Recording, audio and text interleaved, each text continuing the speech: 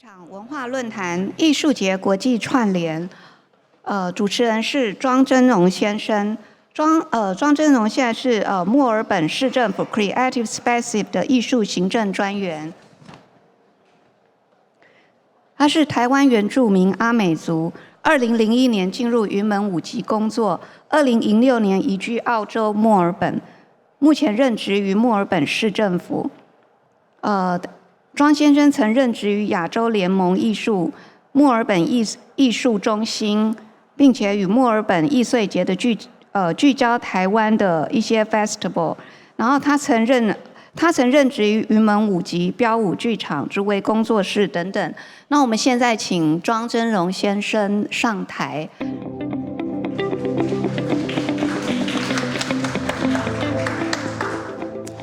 最后一场了，大家坚持一下。Last but not least, everyone. 爱好萨利嘎嘎马波罗，大家好。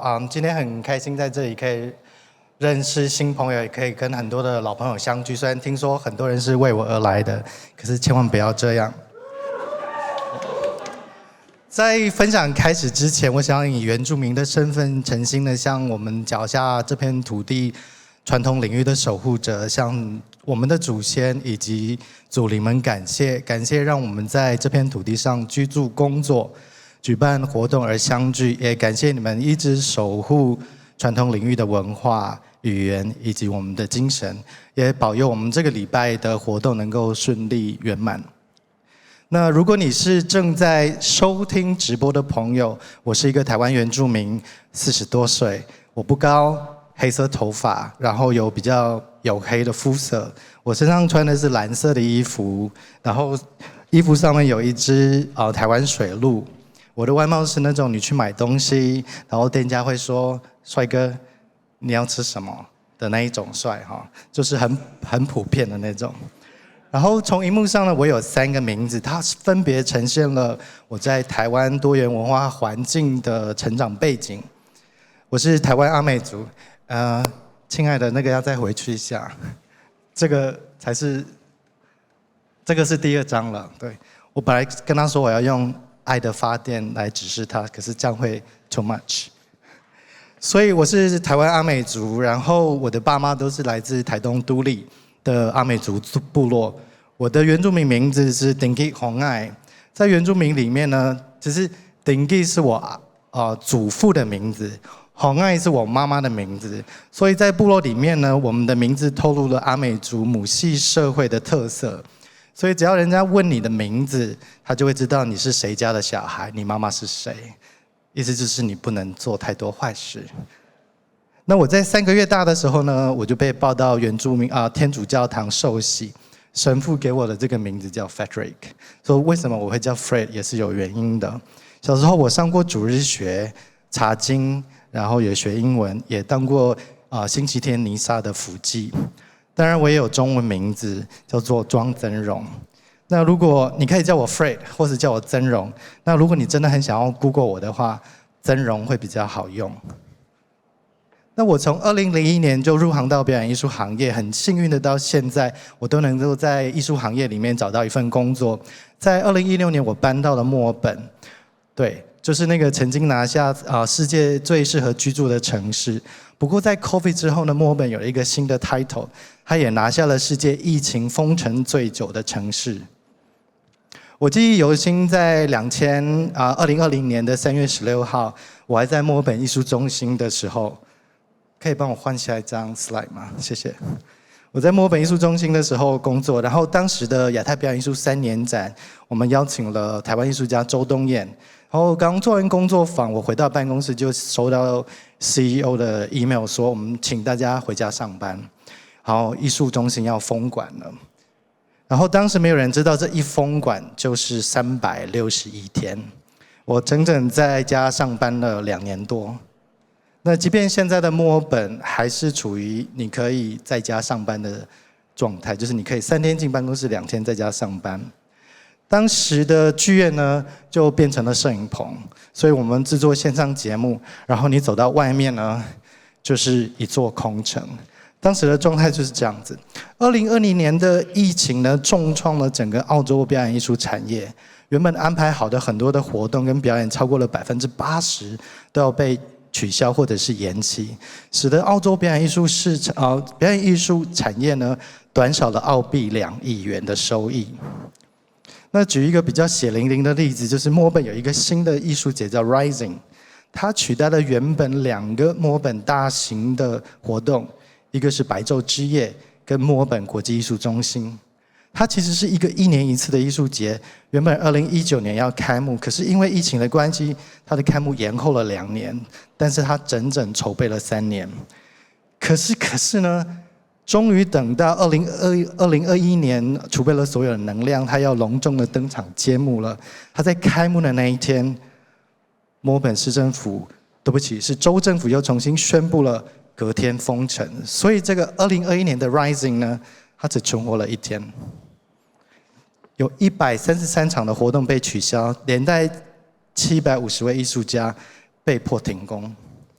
所以去年年底呢，澳洲剧院网络呢，它发布了一个调查，结果很令人担心。他说，从297位的独立表演艺术家的调查结果中，发现了有19%的受访者已经完全退出了艺术产业，而有32%的人正准备要转职，或者是转向跟他工作领域相关的跑道。那结果也调查出现，处在职涯中期的艺术家，比新锐或者是知名的艺术家有更高的可能性呢，接受培训或直接告别舞台。所以澳洲3年的疫情呢，造成了很多的工作的中断，市场的隔绝，独立表演艺术家为了增加收入，然后要兼差的情况呢，逐年加剧。很多人的心力呢，都逐渐远离了创作以及表演，很惨哈。所以以上呢，就是澳洲表演市场的一个缩影的介绍。那在场有很多的策展人、制作人呢，还有很多的总监。那我们都经历了过去疯狂又充满未知的生活。那我们也很庆幸，我们都坚持下来了。虽然在往后我们还要经历很多的挑战，还是不少，有气候变迁、乌俄战争、通货膨胀，直接或间接的提高我们国际交流的困难度。所以接下来我们有3位艺术界的领导人将分享他们的国家以及组织中如何应变以及处理疫情前后的问题，分享在他们的组织中呢，针对国际文化交流是如何去探索颠覆性的做法，在后疫情时代的背景下是如何一步一步重新理解对文化交流的认知，重新与其他国家接轨，找到合作的契机。那我们首先呢，会邀请来自马来西亚首集团创办人及艺术总监吴胜雄 Bernard 为我们做分享。然后在亚洲许多的地方从事文化艺术的推广，从来就是不是一件轻松的事情。那我们就请吴总监来分享首集团的故事，还有很多创新的经营的点子。我们欢迎他。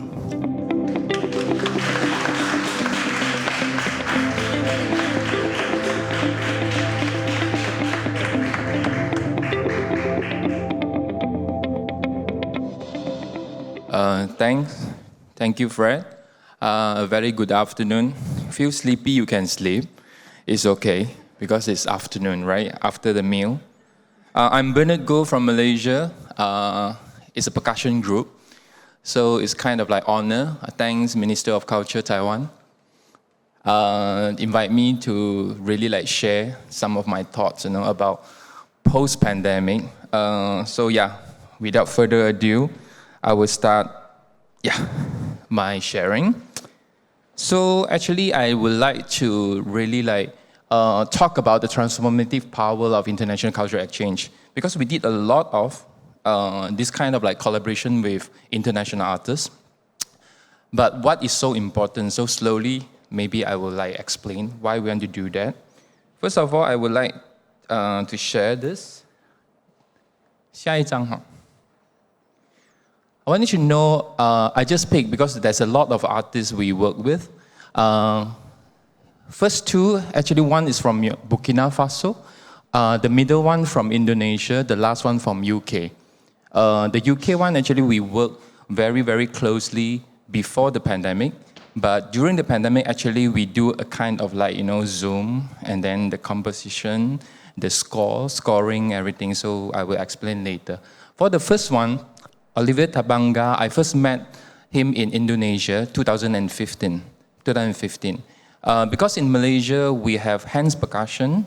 That's my group name. But what I mean here is that we're using hands to play, like tabla, like gendang, like merdangam. So that's why my members, young one, they like to explore themselves to djembe. But before this, we all playing very Latin American style. So what I have in mind as a leader, I say I must go to a master. So that's why I find it very honor to have this master to really come to Malaysia and then teach us to do a collaboration with him. 下一张哈。So this is the product, and then the title of the show is Wind of Norman. I still remember when we do the 3 years kind of like back and forth from US, because he moved to US. The wife actually is a American. We have a lot of like fight, not fight, it's a very good fight, because they say, I'm an immigrant, I want to promote djembe in America. You are Chinese. That's the problem. You are Chinese, you come to Malaysia, and then you promote Chinese drum. I say you are wrong. I'm Malaysian. Even though you look at me, you think Chinese, but I'm Malaysian. So that's why I say that's the difference. So we have a lot of argument about identity. About identity, that's a very interesting part.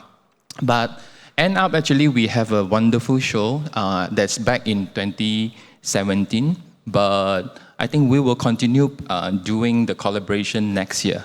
So he's coming end of this year to Malaysia again. So the next one I want to share actually is a concert called Taksu. Taiwanese, I think, or no Mandarin is 古代童话. It sounds like fairy tales, 古代童话. So that's a concert, actually, we do a collaboration together with Sudiwaran, just now the middle, the photo, the middle one. As you all know, Malaysia, we have Gamelan Melayu, Malaysia, Melayu Gamelan. But my members, all are very young. They want to challenge themselves. They want to do speed. They want to have fast tempo, everything. So, of course, Balinese Gamelan. So when I first went to Balinese and talked to the teacher, they say, why a bunch of Chinese drums player want to play gamelan? I say, okay, I show the video. I say, actually, we play gamelan also, but it's a different context. It's more like Javanese, slow, very soft, okay? But we want to learn the Balinese type. So because parts of my members learn the jazz drum set, Western percussion, so they find it very interesting. So the next, I want to show a clip now to wake you all up, because I think you'll be like, So there's a video of that show.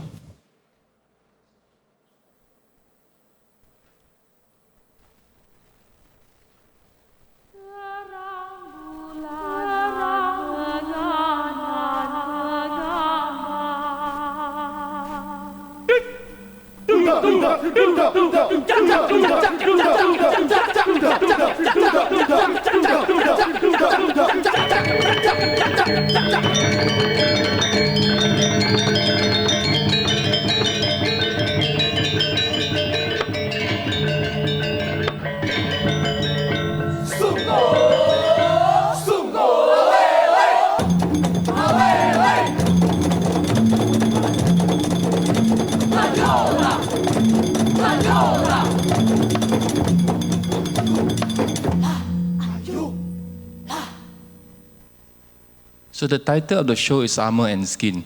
That was back in 2019. We put 2 shows, one in Georgetown Festival, and then end of the year, we put another again, restage again in KL.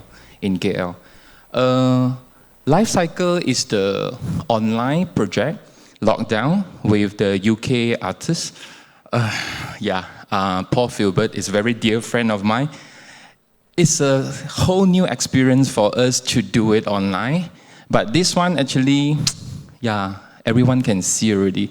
Actually, it's forbidden because we slowly, just go to the to the factory where nobody, and then, lock all the door, and then we shoot, and then we show the world. We show the world. It's a kind of like new experience for us because, artists, when we are locked for 2.5 years, you want to perform, you want to share, you want to really like show them we are alive, we still here standing. So it means a lot to me, this project. This project, it means a whole lot to me. Thanks to my friends, because Paul used to be in MPO, Malaysia Philharmonic Orchestra. But right before the pandemic, he made a decision to leave Malaysia and then back to UK. But we used to friend, and then actually he curate, I can say consult one of the show. Later I will show it to you. So we make a very good collaboration together. So I think from the point that I mentioned all, 下一张. I think understand each other cultural techniques and work ethic is very important for collaboration, and then promoting the diversity and potential of local music and talents. But I think we respect each other because, like for instance, Taksu, the Indonesian one, 3 years collaboration, and then for Wind of Nomad, about 2 years. Because I have a strong belief you need to respect and know each other. It's not a kind of like fusion, or maybe it's just jamming. You come 1 week, then we jam and then do the show. It's not that. The last one actually is like broaden an artist or musician repertoire and to inspire interest in something new. So people will ask, why Balinese gamelan? I say, why not? That's what I have in mind. 下一张. Catalyst for cultural exchange. But I used to work in the theater, so I do a lot of curating, but not anymore. 2020, I quit. I more focus on my team, hence percussion. So that's the one platform that we create. One is drumming festival because that's my forte, drumming. Another one, actually, we have gamelan group, a very small one, not big, not like the Balinese one, small. So the next one. 下一张好. So this is a brand new kind of experience for my members. When I put in Paul Filbert just now, my friends in UK, he helped me a lot on this project because we are not classically trained. So none of us, some of them, they just drop off piano halfway, they do drumming. So now I make them actually to do all the Tchaikovsky number on gamelan. So actually from UK, Paul actually helped a lot. And then we have a French cellist, and then a marimba player now based in US. So it's called 僧侣乐云. I don't know, I'm not so, but I like this idea of the whole experience on doing this. Okay. Video, 下一个.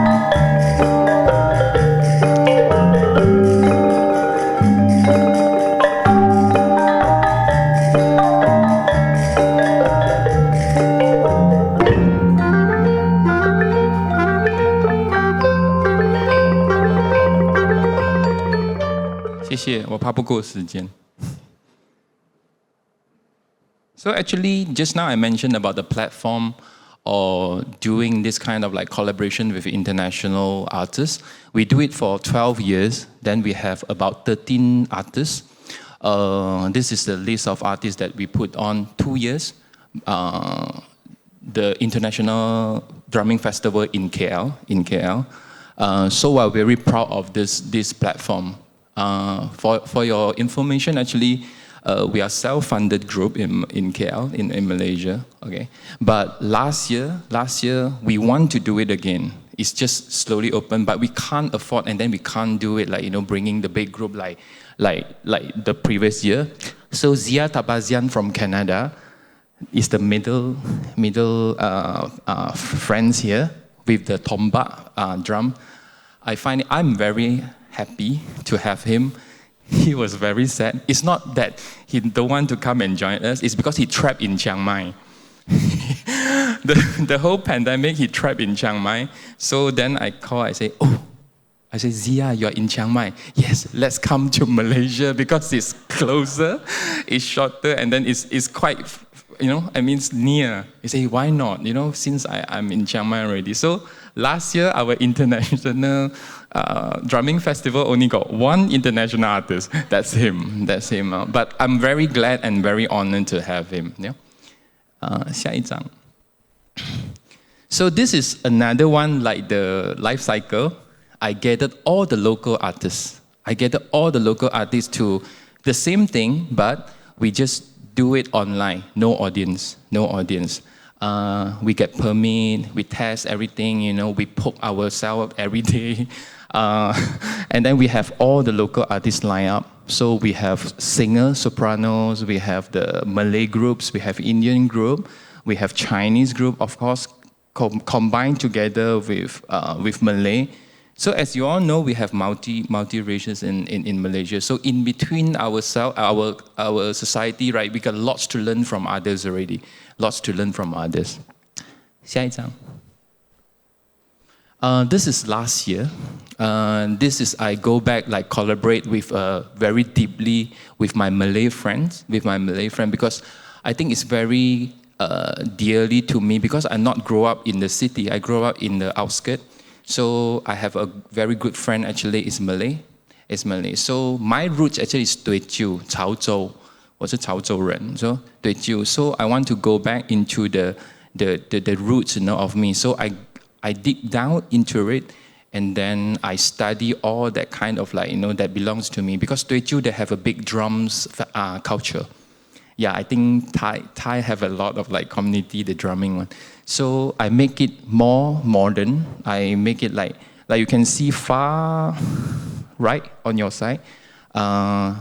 The costume also, we change it, not the opera style, even though they sing opera.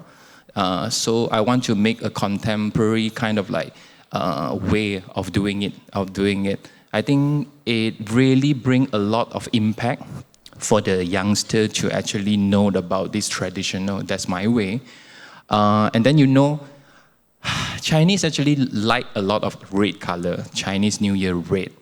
Wedding red, but I want to give another kind of blend in pink, because what my intention actually is whether you are Indian, whether you are Chinese, whether you are Malay in Malaysia, it's only one color, okay? You don't represent which race. So that's the whole concept of the concert drum house, 古典南洋. 下一张. Okay, I think it's a wrong slide, but never mind. It's not promotion. This is my upcoming show. I'm doing something with a local acrobats, the areas, with my drumming, but I use it, I put it actually in the fairy tales, Malay, our own society fairy tales story. So to really pull all the youngsters don't believe in fairy tales anymore, but the content actually I like it. Maybe some of but just now really resonant to me, like art, art movie or commercial movie. It's a good show. I don't care about whether it's a commercial thing or not a commercial thing. All right, next. I think for this segment, I think we encourage your openness and creativity, because I need to convince some of my master and sifu, you know, the older generation, why I want to do this. It's quite hard. Sometimes you have to sit down the whole afternoon drinking tea with him to see, and then they just keep silent. They don't want to answer you any question, you know. So that's something we need to do it. What is necessary for now, you know, especially like post-pandemic, you need to really like, you know, boost up yourself, you know, how to gain the passion from the young generation. Respectfully push and test musical and cultural boundaries. Develop traditional art form. This is something maybe some of you are not agree with that. And music into contemporary work with the hopes of attracting newer audiences. Okay. 下一张. I want to share two stories for you. One is my Aborigine friend in Malaysia, in East Malaysia, Tong Ma. Yes, Borneo. Okay, it's a Aborigine friends where actually it seems like so old when I say that. I watch him grow up. So 下一张. His name is Raziman Sabini. He make us very proud. He go into NYC and then doing dance. Even though he looked like Malay, he's not. So he involved himself actually in two big projects with Akram Khan.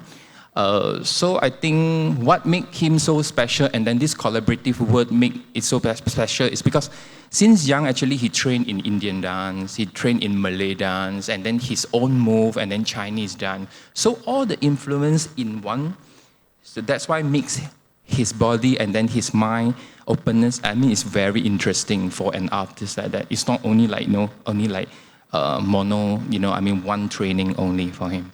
The next artist I want to share is that, you know, for the collaborative work that really like, you know, enhance is, this is I just received a call from him.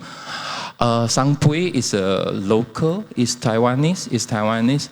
I love him, this brother, is because I know him, I first heard his voice back in 2005. It's a very strange occasion in 2005 in Beijing.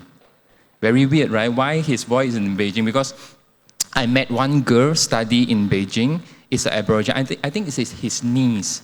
His niece.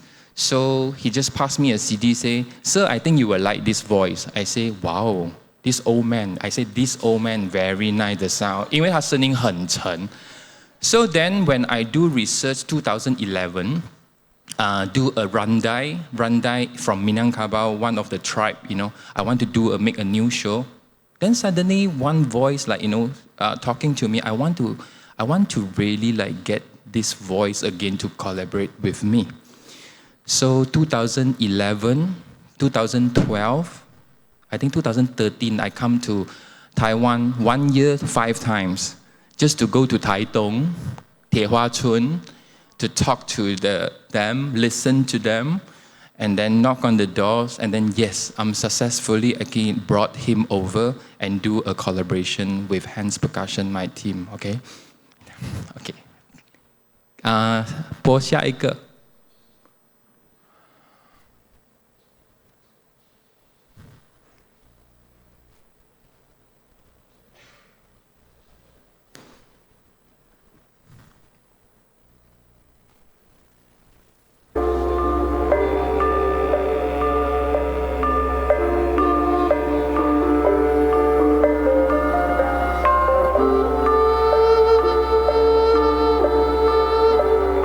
So this content is Malaysian, you know, the gamelan Melayu.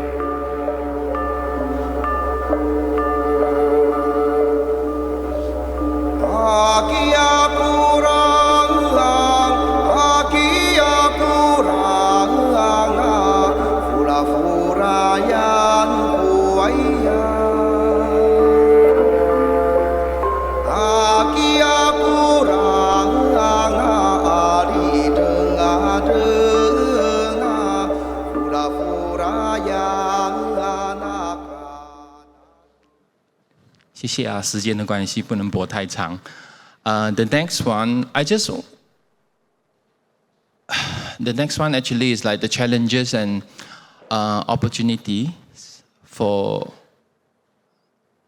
可以下一张吗?谢谢。I think when who is declaring as Dato' Najib just now mentioned, but we all know the virus is still there. So we need to really take precaution. That is the challenges when you want to bring in your collaborators. And then if a group, right, we need to really consider how to do it. And then for myself, my group, even though there's a lot of invitation, but we need to really cut down. When we say oh, you want to travel 18 people, no. So we have to cut down 6 people. But if a big drum team, is quite hard for us to do that. And then the instrument of traveling. So that's a challenges. But at the same time, I think it's good to have a kind of keep ourselves optimistic. So we look at 下一张 opportunities. Okay, you can go through it. That despite the pandemic, to be the tool. Because when we are locked down, right, I think a lot of people just say oh, I'm so glad you put the kids together, do a presentation, and then show all the parents, Some, not all, Some of them just okay, please go to your phone, and then do your homework. But some of them just oh, you do drumming, that's very good. Some. So I think we need to really embrace the digital world at some point. We have to learn that the digital tools work to our advantage, especially just now I mentioned some of it we can really do like this. We can work with the collaborators actually in another globe, on another side of the globe. And then the last one I think is quite important is we believe that there's an even greater urgency in sharing our work and Malaysian national heritage with international partners and audiences so that worldwide audiences become increasingly aware of Southeast Asia thriving cultural hub and our arts and work is not lost. So that is my personal opinion on that. So by saying that, actually we do online last year, still locked down, but we locked down again, so we are very frustrated. So we gathered 4 countries, maybe 8 players, no, 14, to do songs together. So we share a bit of it. So yeah. So A Better Tomorrow, 台湾你们应该很熟悉这首歌吧？好吧，直接播一点，那我就完了。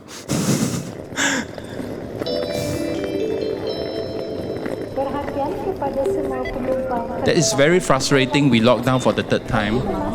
So that's why we do this one for the whole world.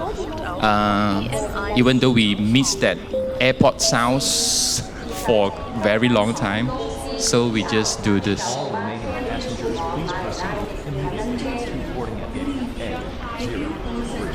It's our last call, boarding. You want to join us or not?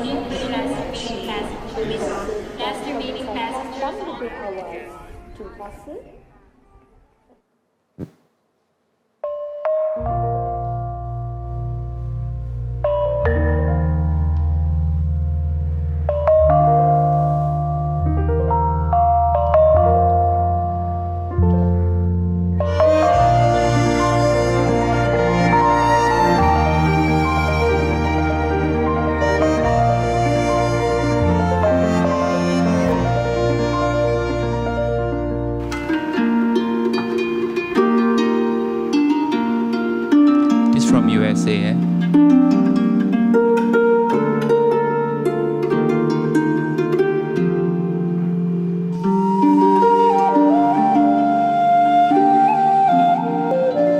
All at home.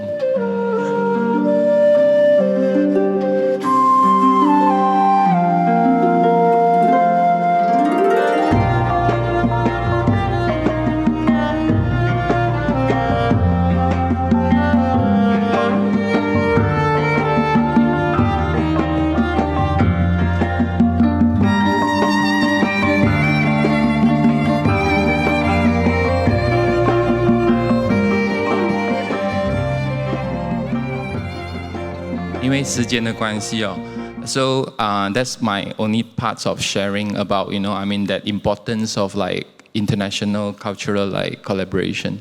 Thank you so much.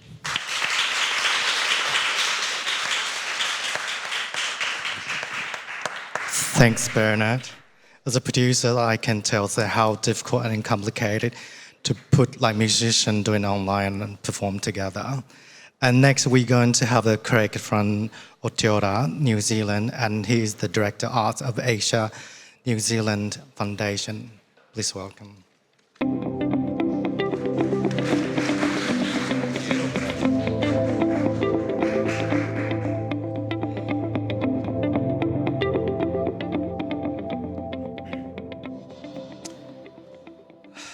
Kia ora koutou katoa, e mihi ana, e mihi ana, e mihi ana. Now this is the Indigenous greeting from the Maori people of my country, New Zealand, and it wishes you good health and welcomes you not once but 3 times. So welcome, my name is Craig Cooper and it's a great honour to be asked to speak to you today. It's particularly special for me because I actually first came to Taiwan 30 years ago. I was 5 years old. No, not really. I was actually just finished university and I was traveling through Southeast Asia. I was backpacking and I was running out of money. And many people who I met said, you should go to Taiwan. You can get English teaching work and the people are very, very friendly. So I was like, okay, I'll do that. So I arrived with $200 in my pocket and luckily for me, the people were right. I could get English teaching work and the people were wonderful. They were so welcoming. The people of Taiwan are incredibly warm and friendly. So I had a wonderful time and so it's very nice for me to be here, invited back, and this time I got given $200 in an envelope, so thank you very much for that. So I represent today the Asia New Zealand Foundation. And we can go to the next slide. So we are not an arts development agency. We are in fact an organisation that was established in 1994. We are funded by the Ministry of Foreign Affairs and Trade. And we are an organisation that seeks to build relationships with Asia. Next slide. I'm afraid I have a lot of slides, so I'm going to be saying next slide a lot. You can see from the program portfolio, we are not just about arts. So we have a range of different programs. Arts is just one of them, but it's such things as business, education, entrepreneurship, leadership, and so on. Next slide. And it is the connections that we focus on. So our byline is Te Whito Tūhono, which again is the Māori language, and it refers to the piece of weaving in traditional Māori culture that you see in the illustration there. So in a sense, this is a poetic description of what we do. We are really about the unbreakable connection, if you like, between New Zealand and with the rest of the world, and in particular with Asia. Next slide. I think before I talk more about the work of the foundation, I should just give you a quick refresher about where New Zealand is. If anyone was thinking, where is New Zealand? We are at the end of the world. But I prefer to think that we are at the beginning of the sweep, the archipelago that forms the edge of the Pacific Ocean. Perhaps we are the beginning of Southeast Asia. Depends how you look at it. The other, that's okay, keep going. Yes, New Zealand really does look like that. The Lord of the Rings was not CGI. We have mountains, we have fields, but what surprises many people is we also have cities. Yes, we have cities, and we have people, not just hobbits. Next slide. So we have a small population. There's 5 million New Zealanders, so maybe half Taipei. But we have a very diverse population. So around 70% of New Zealanders are people like me, New Zealand Europeans. We have 17% Māori, so that is 17% Indigenous.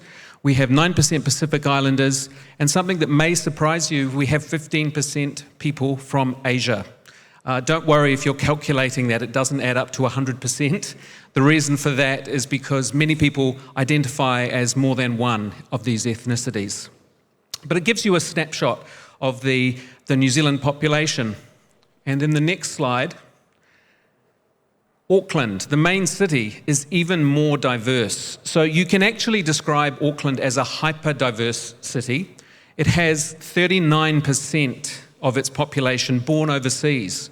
So that actually compares to places like Sydney, New York, Los Angeles. Obviously a much smaller population, around 1.7, but you can see that there is a real mix of ethnicities within the city. So in general terms, you have around about 20% Asian population now in Auckland. It is a significant part of our city. Next slide. So, why is Asia important for New Zealanders? Well, Asia benefits New Zealand economically, socially, and culturally. An important fact is that 7 out of 10 of New Zealand's top trading partners are Asian nations. Interestingly, just last year, I think it was, Taiwan supplanted Britain as our 6th biggest trading partner. So we now do more trade with Taiwan than we do with our old empire, the British Empire. It's now more trade is done with Taiwan. So Asia is incredibly important for us. Next slide. I don't want to go on too much about the economy though, because we will get onto the arts. But in broad terms, this is what the foundation is about. We want to equip New Zealanders to thrive in Asia. So we want to deepen connections, we want to grow awareness and knowledge, and we want to build confidence. So, how do we do that? Well, I would argue the most important way we can do that is through our arts program. So the mission of the program is to bring Asia into the mainstream of New Zealand arts. And we do it, I guess, in 2 main ways. We inspire New Zealand arts practitioners to grow their connections and their knowledge of Asia. And we support the presentation of Asian arts in New Zealand. So it's a kind of a 2-way movement. We send New Zealanders to Asia for research, for residencies, but we are also interested in bringing and supporting Asian work to come to New Zealand so that it can be presented to New Zealand audiences and grow the wider community's knowledge and understanding of Asia. These are just some of the examples of the things we can do, just to give you a sort of a snapshot. So we can support practitioners to travel to Asia. It's not just artists though. We can support, for example, curators. So just this year, just a few months ago in fact, we supported a group of New Zealand curators to travel to the Gwangju Biennale. My hope is that by supporting these curators to travel, they will build networks, with each other, but also with their colleagues from Asia, and hopefully we will see the presentation of Asian work in New Zealand further down the track. Next slide. This is another example. Dancer Zara Killeen Chance spent 3 months at the Taipei Artist Village, which is now the Treasure Hill, I believe, artist village. This was before COVID, I think 2017. But again, an example of our support for an artist. We can support artists for residencies. Next. This is a really interesting area that may surprise you. Because we have such a rich foundation of Asian artists within New Zealand, we can actually present Asian work by working with Asian artists in New Zealand. So this was a really exciting project. We supported a theatre work, My Heart Goes Thadak Thadak, and it supported a South Asian theatre group to present something that I didn't know about, but apparently in the 1970s, there was a whole film movement producing westerns in India. Who knew? Well, I didn't know, but we all know in New Zealand now. So it was a wonderful production. All of the artists were resident in New Zealand, but we were able to present genuinely Asian work. Next slide. And then, of course, the other advantage we have with having a rich and a deep artistic community of Asian creatives within New Zealand, we can leverage their relationships back to Asia. So this production, in fact, just happened earlier this year. Made in Them, it was by New Zealand Chinese choreographer Xin Ji, and he collaborated with his old colleague, who's still based in China, Xiao Chao, and they created a work, and that was presented just a few weeks ago. In fact, I was at the opening night. And then just the last of these examples, we can support just the direct presentation of work coming directly from Asia to New Zealand audiences. Many of you, I'm sure, will know the work of Team Lab in Japan. So we supported a small scale work, but it was actually supported in a small town gallery. This was not in a main centre. This was in a regional centre. So this community got access to some of the top digital work being produced in Asia. Next slide. So we have talked a lot about the pandemic, and New Zealand had one of the hardest lockdowns of the world. Similar to Melbourne, I think, that was referenced earlier. But there are some learnings, I guess, that we got from that period. And I've just summarised them here. It's been mentioned throughout today, but technology is indeed a powerful tool. Research and reset, there's an opportunity with what happened with the lockdowns that we could actually reflect on what we were doing and come back and do things differently. And finally, our conclusion is you can't beat person-to-person contact. And at the heart of the Asia New Zealand Foundation, that's what we are about. So I'll just give you some examples of the things that we did during the pandemic. We had a program of digital commissions, which was called In Touch. We opened it up only to previous recipients of our arts funding, but we asked them to create digital work that was suitable for distribution only on social media, and we asked them to reflect on their ongoing connection to Asia, even during a time when they couldn't actually physically connect. So we got an amazing range of responses. We had things such as narrative film. I use that loosely because they were all 3 minutes, unbelievably. We had combinations of digital and live. We had pure digital realizations. We had artists that used, for example, sounds that they had captured in Asia, maybe years before, and they reinterpreted those works and put them into something new.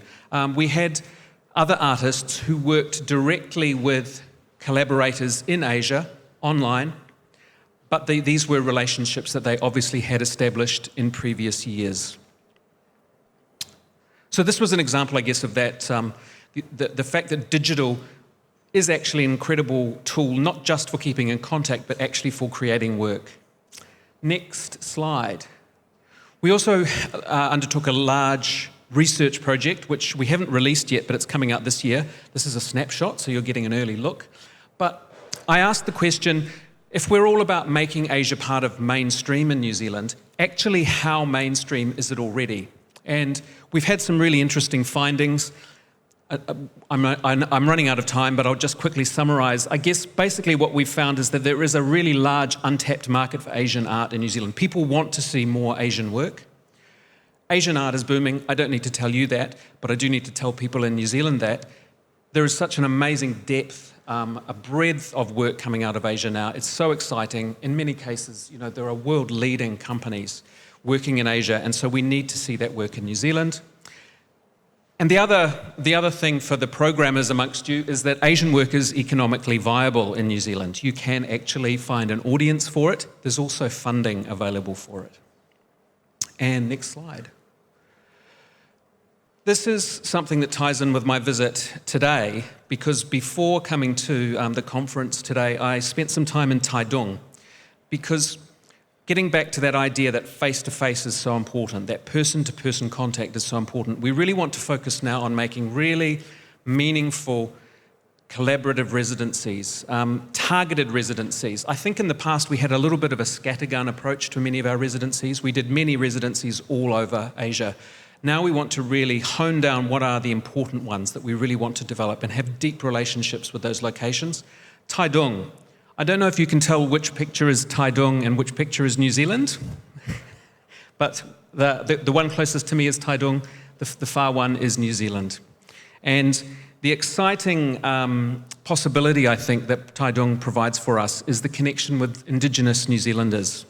Māori New Zealanders can now trace their ancestry back to Taiwan. There is data to support that, and just last year, a New Zealand university concluded that Māori language is most closely related not to just any of the Indigenous languages, but Amis language in particular.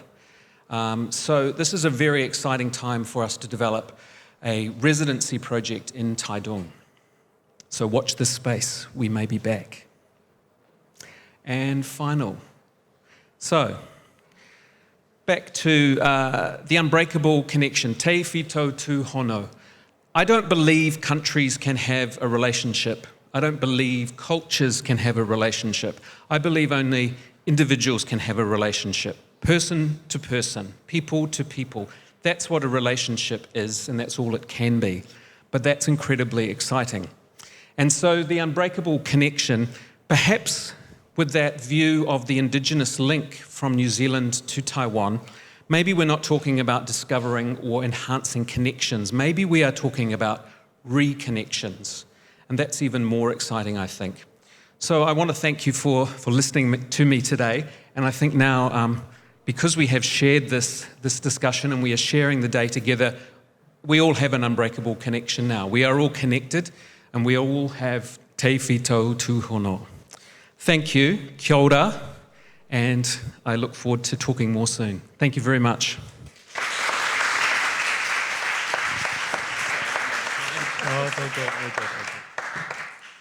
Thanks, Craig. And next one, we have our old friends, and Fukun is coming up to the stage.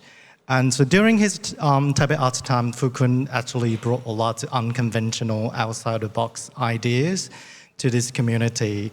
And now he's relocated to Norway. I'm looking forward how you're going to flip the other side of the world. All right, welcome, Fukun.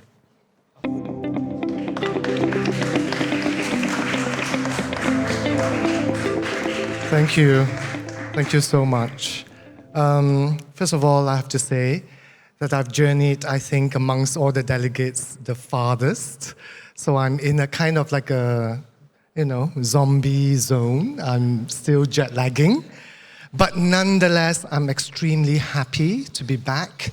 Thank you to the Ministry of Culture of Taiwan for bringing me back. Because until September of last year, I was at the Performing Arts, Taipei Performing Arts Center, TPAC, working and directing the Taipei Arts Festival for 5 years, for 5 editions, until I was kidnapped away to Norway. But so I feel like today, I don't feel like I would like to profile too much of either institutions, but still I think I would like to kind of run through some simple, basic highlights that I think are worth noting for you if you don't know both platforms. So, because I think also when you log on to the websites, you'll be able to get a lot of information. There's a lot of archival traces online, which then you can, do your own investigation. But let me start with Taipei Arts Festival. This is really, when I took over in 2018, it was already 20 years in existence. And the festival in so many ways marks the revitalization of Taipei City, because it was an initiative started by the Taipei city government to kind of rejuvenate the contemporary cultural life of the city. So, 下一幕. So within the Taipei Arts Festival, which is organized by the new Ramco Haas building in Shilin, which I hope some of you would get to see in the coming days. Alongside, we had also launched this platform called ADAM. And ADAM stands for Asia Discovers Asia Meeting. Now, this is a sister platform to the Taipei Arts Festival. And it was run by my successor now at the festival, River Lin. Right? River right now is somewhere out there, visiting many festivals and preparing his role well, I think. But until then, he was also steering ADAM as essentially that platform that is filling the gap where, Asians go everywhere, but within Asia, we actually do not know our own neighbors, right? So in order to kind of fill that knowledge gap and to also create a platform so that physical encounters could happen, he then proposed that we should have a platform that reaches out especially to Southeast Asian artists, right? And to Asian artists at large, and artists who have taken part have hailed from Korea, Japan, China, and also to the Pacific, Australia and New Zealand. And I should say that over the 6 years that it was running, it managed to galvanize many young artists who got to know one another. And in this laboratory setting, you can see, right, there's a lot of sharing, there's a lot of trying out different kinds of models of collaboration and really choosing subjects of investigation within the Taipei city itself, and also kind of related to urgent and critical issues of the region. They then propose different forms of activities and different forms of going out to do ethnography and to extract interviews and to examine different kinds of materials, everyday life materials, and then to bring it onto the table to kind of build and prototype certain artistic propositions. So it's a very pure lab situation with no pressure to create. Not to produce unnecessarily. Yeah. So, 下一张. Hey. Oh, already? No. Really? Oh, okay, sorry. That's all the pictures. I decided to slice off slides as well because I thought that it's just too much visual information. Huh? But anyway, so I wanted to mention Adam because I feel that moment really belongs to a pre-COVID moment when we were all in a hyper-global mode of mobility, right? We didn't think twice, oh, we can just fly and we can physically congregate and make plans and dream together, right? I think COVID somehow has struck and it has disrupted certain patterns and logics which are worth rethinking. Yeah, and this I will touch later on. So from Taipei, I'm now in Bergen in Norway since 6 months. It's been very brief, but super intense because I lived through winter. I had all kinds of visa issues. And I had also the opportunity to travel within the country, not being able to travel out. So it was a kind of like a COVID part 2 for me, in Norway so far. But so super happy that I'm back in Asia to share with you some of what's upcoming in my organization, which is Bergen International Theatre, which is in short BIT, and it's got a nickname called Theater Garagen. Now, it was founded 40 years ago in response to the need in this largely rich but conservative city from students in the university, right? They wanted to kind of break this Ibsen, Munch, Greek kind of model of icons representing Norway in order to find contemporary new voices. So for 40 years, it was a very vital space. Until 15 years ago, the city government took away the precious warehouse space. So now 17 years later, meaning in 2 years' time, we will move into a new building. And this is a building that is a gazetted swimming pool, right? So it is being renovated right now. So this is the plan that we will add 4 floors, and we'll have 2 theaters, we'll have multiple studios, and we have to keep the program running for 70% of the year. So that's going to be very beautiful, but also terribly challenging. Yeah. Next slide. So our programs mainly fall into the season program.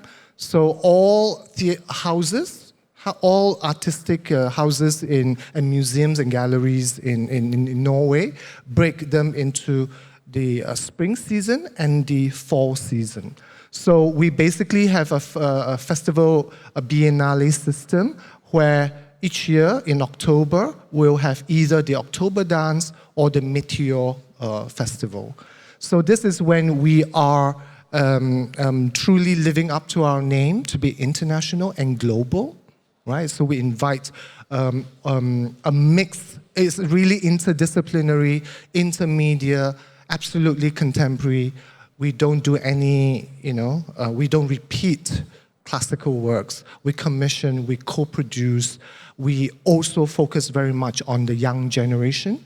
And it's our responsibility as well to push the mid-career artists within the Nordic region to move up in their practice, to expand, so to speak, their practice. So I welcome you this October. It's always falling in the last 2 weeks of October to come to Bergen to experience intense contemporary performance with us. Yeah. And that is that. I will leave it in this moment because I don't want to promote too much. But I would like to take this moment, however, to kind of reflect. Because I have been, in this festival business for quite a while, possibly too long. And the COVID experience absolutely disrupted many of our pre-existing models of working and assumptions. So I think for me, by and large, it is the phenomenon or the definition of what festival means. Right? And I'm sure seated amongst us are already professionals who are traveling, starting to reboot and traveling and kind of like hungry to move like before, right? Myself included, right? I've been feeling quite a bit guilty that I kind of hanker for mobility, but actually at the same time, I'm telling myself, maybe we cannot return to the old model, right? Because the COVID, the pandemic has happened for a certain reason, and I think we have to reflect and respond to that. I think we haven't found the answer, right? We would like things to return to the normal, to reset like normal, but we haven't yet, I think, found the solution, how to kind of return with better conscience, so to speak. So I thought during the pandemic that the phenomenon or the definition of the festival as a moment for the community to gather, to assemble, right? As the means for whose function is to assemble people, a bunch of people, in a public space within a bounded time, so that you intensely experience what the festival could happen in that moment, which is otherwise not possible in the rest of the year. Right? So clearly the pandemic, stopped us from gathering, right? So in fact, actually, it imposed new material conditions upon us, right? So it really changed our sense of what it means to be present, what is liveness, what it means to be collective, right? In the act of witnessing and experience collectively, right? Instead, of course, we were very much digitally connected, right? And of course, I want to hark back to the session today. It's really festival connections. I think more than connect, we have to reflect on how we have been disconnected and how we should conscionably reconnect. So safe places or safe spaces is certainly one issue that my colleagues and I in Europe are talking very much about. And by safe spaces, I don't mean like sanitary procedures for safety and related to the virus, but safe spaces in which we have to consider the others, the other, which before COVID were not able to present themselves more visibly to ourselves, to us. But actually, during COVID, we started to see the kinds of crises at the margins, right? When other communities started to come to the fore, when we realized we have neglected them altogether. So these subjects at the margins, I think, are right now in the same parallel moment when we are talking about decolonization, right? They are coming into the picture. So, the indigenous, right, queer cultures, all other kinds of subjugated communities are starting to appear. And I think we cannot resist this moment. It almost sounds like a trend, It sounds like a trend. You have to tick the box, to do the queer, you have to touch the indigenous. And of course, increasingly, other belief systems like magic, other alternative well-being systems are also coming into the festival arena. So this, I think, is something that we would intensely work on as a response to COVID. And then the second is really climate justice. How do we move cultural goods? How do we move people responsibly, right? So this is also something that we are also thinking how to kind of continue to work with the new tools, the new digital tools that we have intensely been engaging with during COVID.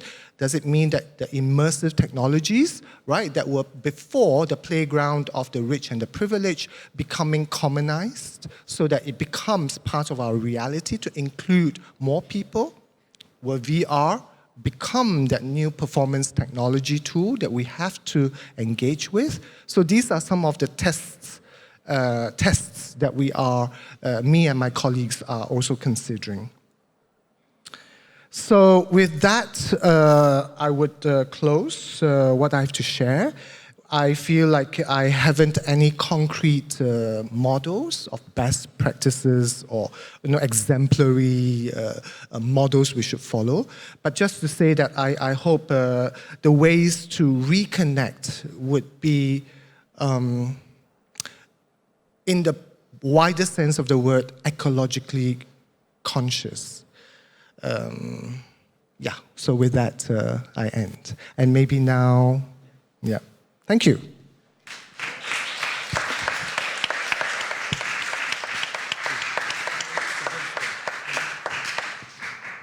Thanks for coming and invite all our speakers to come up to the stage. And I want to apologize for having all male panels. And because of my Amis mob sister, Nakao Putun, and she sent me a message. She's really busy at the moment, and so she needs a bit time for herself, and so that's why she asked me to step in. So we didn't do this on purpose, everyone. Great, and we are ready for any question any moment, and so you can tell we are all very sleepy at the moment. How is everyone? Good? Time for drinks later? Cool? Great. All right, so during our short lunchtime, and we kind of discussed what we're going to touch about this panel, and then so we come up with 3 points. The first one is mobility, and it's quite important after COVID, and then everything's become very expensive, and everything have to scale down. And the second one, Fukun mentioned about new ways, new models, and how can we continue as a festival had to bring audience and bring artists and have face-to-face as a live performance, and we are really sick of it. We love digital program. It's kind of like you can cross-border and approach to further out to people. Actually, in Melbourne, we had a really good feedback about doing digital program because some people live in a remote area and they finally to have access to performing arts but through the screen. And so, but Fukun mentioned about how can we find a new ways and then to re-immerse in a live performance. And the last one is margin, because during COVID and we do cross-border, we over the language barrier with subtitle, captions, and about what's next for us to cross maybe different race and different cultural background and even different languages. So is anyone want to share something? All right, I'm going to jump in to ask Craig, how is your Taiwan trip? In terms of mobility. Yeah, thank you. Yeah, it's interesting talking about the margins in the New Zealand context with Indigenous, the Indigenous community, the Indigenous artists. I guess it's a conversation that's been going on for a long, long time. And also the size of the population is significant.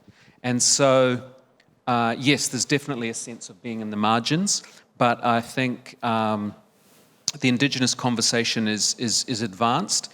And so getting back to your reference to the Taiwan trip, it was fantastic to go to Taiwan to meet with the Indigenous artists, to understand the context and to see the similarities, but also, obviously the differences in the context of New Zealand and Taiwan. But ultimately, it's the same, story of Indigenous communities, of colonization, of rediscovery, of culture and preservation of culture. So, how do I summarize it? I guess I'm still reflecting on the experience, but I guess I was really excited to see the parallels and to see the opportunities that we have to connect. And from my point of view with the Asia New Zealand Foundation, we are about telling stories to New Zealanders. We are about narrating the connections and the opportunities that Asia, the relationship between Asia and New Zealand holds. And so the Indigenous conversation, in a way, as I indicated in my talk, it kind of flips that and it says we're not discovering connection, we're actually rediscovering connection and re-establishing connection that's always been there. So, yeah, I hope that's answered your question. Cool. I wonder, Fukun has anything? No, I would like to kind of, Najib had started talking about, how to collaborate. Of course, the most ideal ways of collaborating is that we have to conduct exchanges, like good, meaningful exchanges, is to immerse, right? But of course, at the same time, the cost of everything has gone up. So what does it mean, therefore, to responsibly move people across a long distance in order to encounter, right? And then does it mean that we have to spend even more money to make sure that the encounters are longer and more sustained and more, hopefully, consequential? All right. So I feel like it's going to demand even more scrupulous ways in which we identify exchanges which are vital. It's no longer casual. It cannot be casual anymore. So what does it mean, and how long would it mean to immerse oneself in a different context and to have exchange, so to speak, and actually conflict? The exchange cannot be beautiful. It must come with conflicts, right? That would then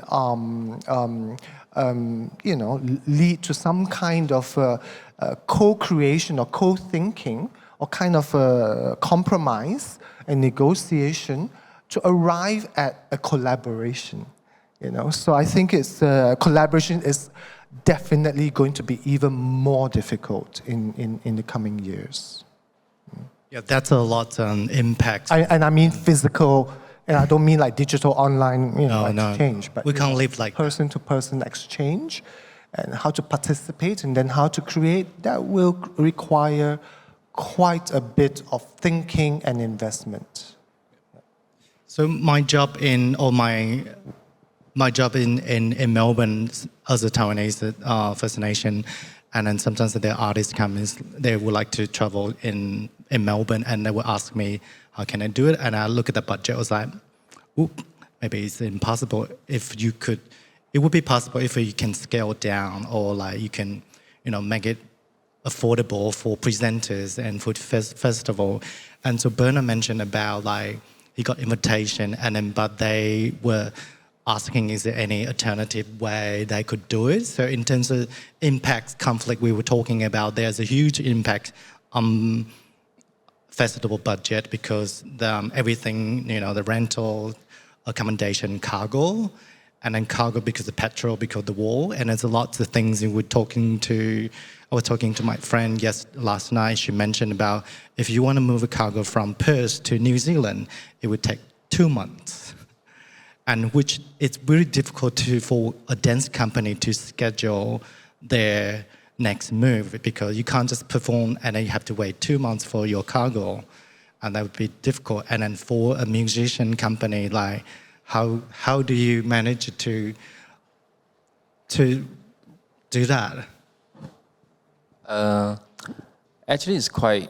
How to say, I have to be optimistic. Like, for instance, now we travel, right? The instrument, actually, we need to go by shipping, actually, is much, much cheaper. By flight, actually, it's like, so, for instance, like, next month, we are going to Bangkok. So the instrument's still okay because Bangkok is quite near. But for Europe, no. For Europe, actually, we can't do that. So that's why there's a lot of we still have to figure out, because after this post-COVID, we need to negotiate, with the organizers, say what we can do. Like for China, maybe we will invest one set of instrument there. So in that country, they travel, only performers is traveling there, but instrument is already in that country. So that is one thing that we need to. But I want to really add on to Phu Quan. Just now we mentioned about the margin or the indigenous. Because of that work we did for Sangpui, actually is have that kind of we say response for the public, So now because my group actually is teaching the Aboriginal kids. But it's so different from the Taiwan, the indigenous and then Malaysia. Because Malaysia, it's not that kind of they speak other people's languages. So that's why I say that show, because after that show, the collaboration with Sangpui, after that, I brought him again to do his own concert in Malaysia, sold out through 2 shows. So that was the impact, okay, this singer actually sing his own language, is not Mandarin, it is his own. So the Aborigine in Malaysia said, wow, actually we can do this. Actually we can really embrace our own language. So this is something I think is really make an impact for our Malaysia indigenous people. So my group actually is nurturing the young one. From that collaboration, actually it really makes a difference slowly. But when it comes to really want to kickstart everything, lockdown. So now we slowly get back to the feet, right? We need to restart everything again. We need to restart because it's very sad to say that, sometimes food also become a problem. So arts, why they want to do arts, why they want to do music or what. So as an art practitioner, we need to prove to them it's very important during this hard time. We still need to do that. Yeah. All right, guys, and do you have any questions for the speakers? I'm running out of questions, by the way. Yes, please. Hello. Thanks for your wonderful speaks, and I enjoy a lot. But I'm here to look for some idea. I'm not an art person. I'm from public health, and I have been doing health promoting in rural Cambodia.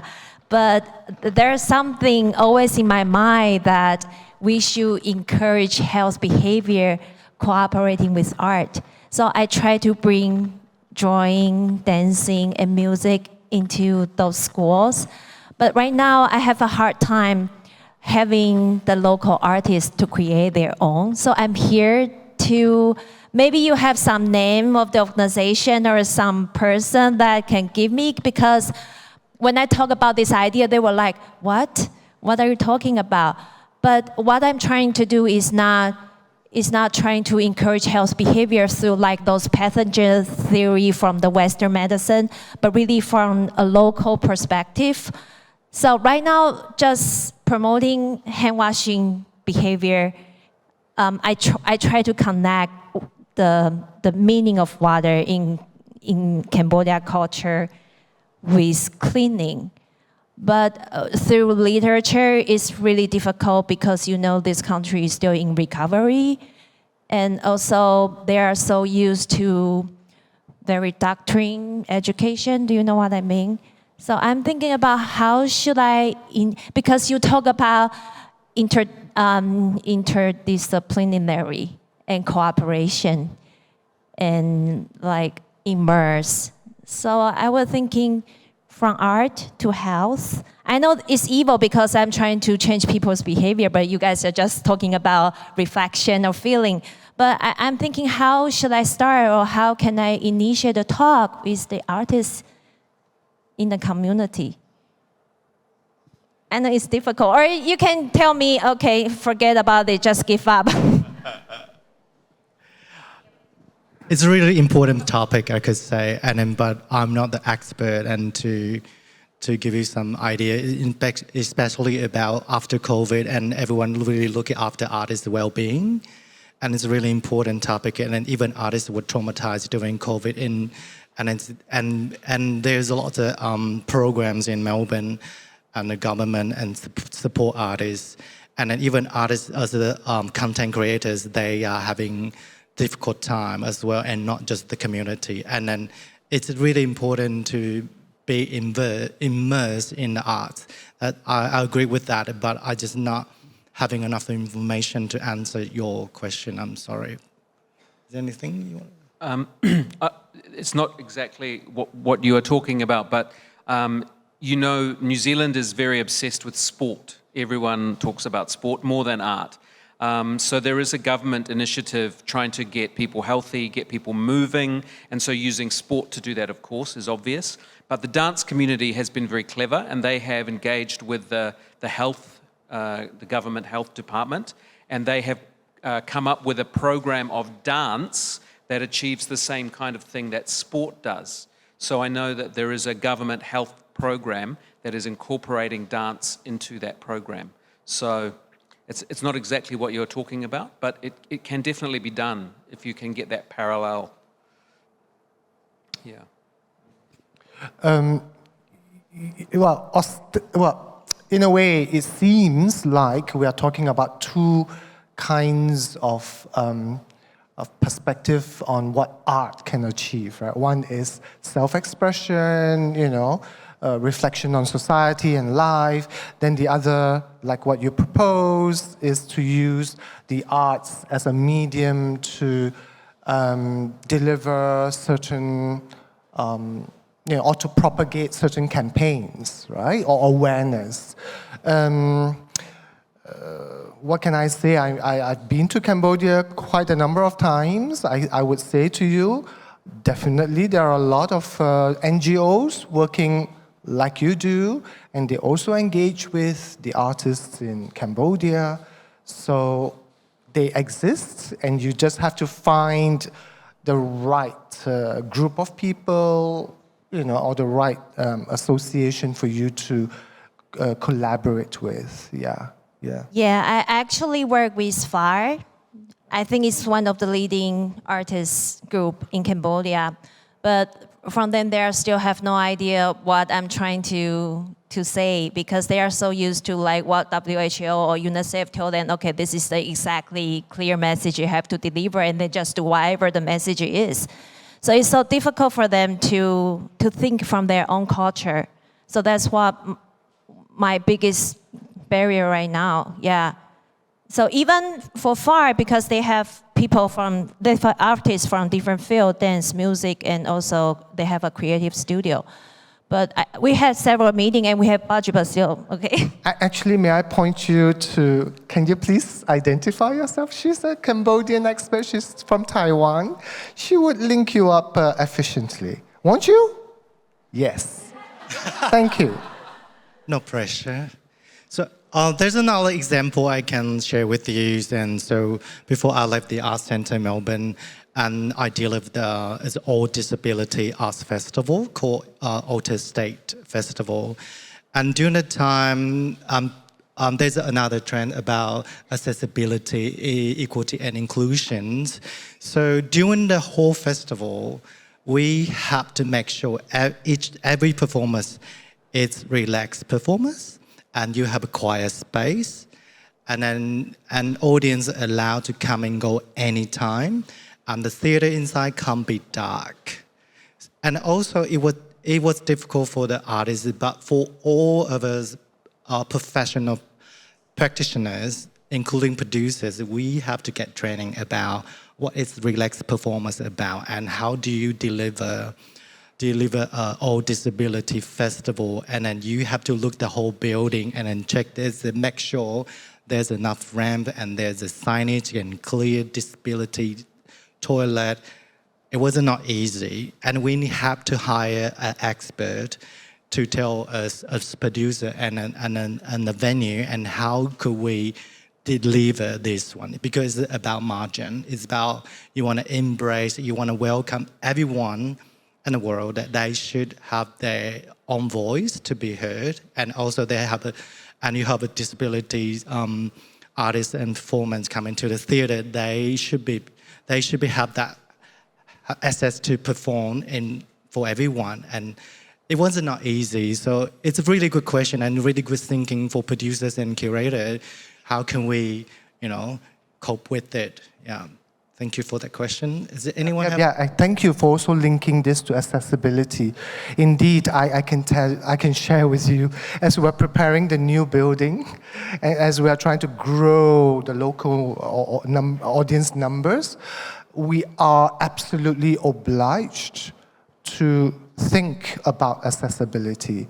So within my team, for instance, I actually have a staff member himself, with certain disability, and he's really absolutely, spot on what his community needs and what his wider field of disabled community needs. So we're very lucky in that way. I mean, like in Norway and also actually in Taiwan, my experience so far here too is that there's a kind of very good conscience to that. But of course, buildings are buildings. Certain old buildings are simply not equipped yet, right? So there has to be a kind of a negotiation to be made in order that, truly the doors are open to everyone and anyone. Yeah. Actually, this relaxed performance is quite the buzzword now. Yeah, it's so difficult. I mean, like, it's so difficult at the same time, Like someone says that, pets should also be allowed to come in to watch performances. Yes. Non-humans should also have the right to, watch performances. And you go, yes, theoretically, of course, but how do we carry it out? Yeah. So these are still some of the many hoops as we go along in, clearing the pathway towards being truly open and democratic. Awesome. Any questions? Oh, good. Okay. So, Bernard, do you have anything you wanted to share more? Not really. But I don't know whether it's really your question about health and arts, isn't it? Yes. Health and arts. During this 2.5 years, because 15 years ago, I really coached a group of deaf tube drum. Now the new challenge is the gamelan. I want to introduce them to gamelan, but the vibration actually is quite. So when I'm doing this, right, there's caught a lot of attention of the public and then some private sector. So then now I try and coach a group of autism and then Down syndrome. But I'm not expert, so I have to spend more time on it. Then slowly link into, now because people always health conscious, they want to do drumming, they want to do Zen, they want to do meditate. So there's a group of drummers, my drummers, they are quite, into that. So I let them lead the way. So sometimes you can't do it, yourself, so many things. But I think it helps. Sometimes, drumming is really helps you. And then especially the gamelan, the gamelan. So yeah, I have a small group of my members actually doing that for the health being, for the meditation, and it getting more famous. You know, a lot of people sign up for that. Yeah. I think therapy. Yes. Right. I think Music post-COVID, therapy. post-COVID, this relation between well-being, therapy, healing, all kinds of other forms of restoration. Let's say like even what we would say before, magic, shamanism. What we would pre-COVID dismissed as hocus pocus, or, So these ritual forms, ancient ritual forms, are coming back in a contemporary way to assemble people who have this need right now, to kind of gather to heal together.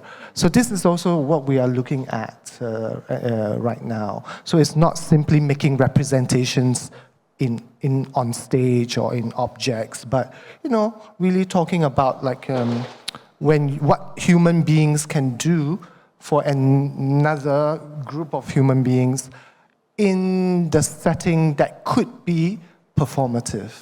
Yeah. We had an interesting experience in New Zealand at the end of the COVID lockdowns. A big group of protesters, several thousand people, ended up converging in Parliament, in the grounds outside Parliament.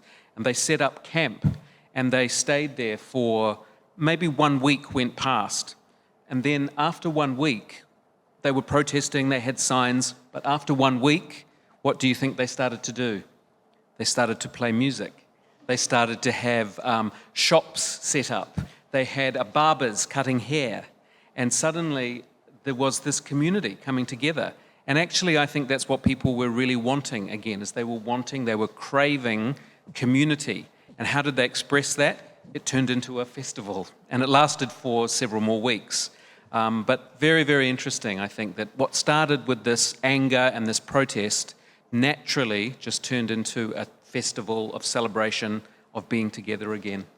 And so it's a human need. I should also add to that, maybe just to open up some of the discussion. There's also, of course, parallel to the whole COVID moment, already a movement towards the Anthropocene, right? So the Anthropocenic milieu, right, means that how do we, through art making, also start to not take ourselves as human beings too seriously, not putting ourselves and our thinking and our value system at the center of art making, but to relate to non-human, right? To the non-human, to nature, to the invisible, to magic, to all kinds of ancient belief systems that might begin to make sense now. So kind of like this whole thing with landscape, right? This whole thing with new rituals, right? And to actually not present artworks as if they are the genius of human imagination, but they are somehow related to nature at large. This is absolutely, a kind of like a post-COVID and an intensifying Anthropocenic discourse, let's say, that we're moving towards. And I'm very lucky, and that's what I'm profiting very much in the Nordic region, because they are more in tune in that part of the world with landscape, with the elements, and with perception, and the ways they embody themselves in relation to environment. Yeah. So I'm learning from that. I'm also starting to also ask, here back in Asia, what have we lost in the name of progress? Have we thrown all these rituals that we know, all these magic that we once believed in, So, yeah, spirituality, so to speak. Yeah. I have to say, thanks to COVID, but now thanks. And so we do learn a lot, and then COVID did taught us a lot and how do we to curate and program for performing arts. It's getting really challenging, and also like we have to be open-minded and to embrace all challenges and to think how can we look after everyone and who would need those needs. We were talking about accessibility. I remember them when I delivered that, and so it was so hard. It's just like you have to get Auslan interpreters and audio descriptions, and it's just for one performance, and you don't know who is coming, but you just have to prepare everything for that, and then because that's the way you should be.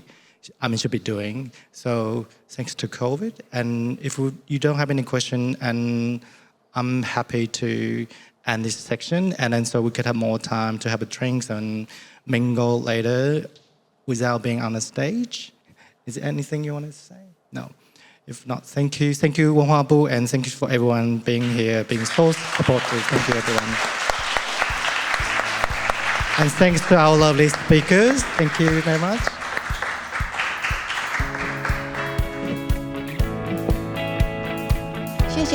谢谢在场各位贵宾的参与。